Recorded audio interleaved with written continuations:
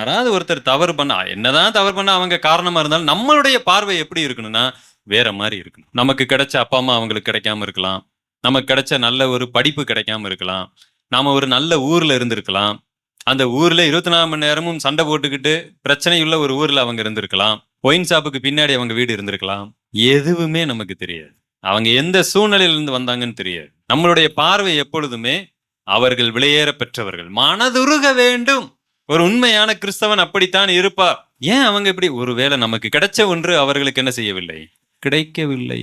நன்றாக சம்பாதிச்சு வளர்றவங்களுக்கு இந்த 100 ரூபாய் 200 ரூபாய் 500 ரூபாய் பெருசா தெரியாது. பாத்திருக்கீங்களா? நல்ல பணம் இருக்கிறது, எனக்கு வெறும் இந்த 100 ரூபாய் 500 ரூபாய் பெருசா தெரியாது. ஆனா மாதமே ஒருத்தர் வெறும் 5000 ரூபாய் சம்பளம் வாங்குவாரு, 10,000 சம்பளம் வாங்குவாரு. அதுக்கும் மிக கம்மியா வாங்குறவங்களுக்கு எல்லாம் இந்த 50 ரூபாய் 20 ரூபாய் கூட ரொம்ப அவங்களுக்கு முக்கியமா இருக்கும். அப்ப என்ன செய்வாங்க அப்படின்னா, எங்கேயாவது போய் ஏதாவது ஒண்ணு செலவழிச்சு அந்த 50 ரூபா கூட அவங்களுக்கு பெருசா தெரியறதுனால அதை அவங்களால விட்டு கொடுக்க முடியாது.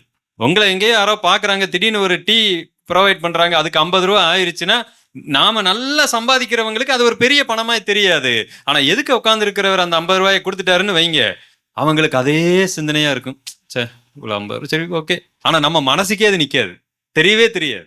ஒரு முறை நான் ஸ்கூல்ல படிக்கும் பொழுது கரெக்டா 9th ஸ்டாண்டர்ட், அப்ப பாத்தீங்கன்னா 1 ரூபாயே பெரிய விஷயங்கள்.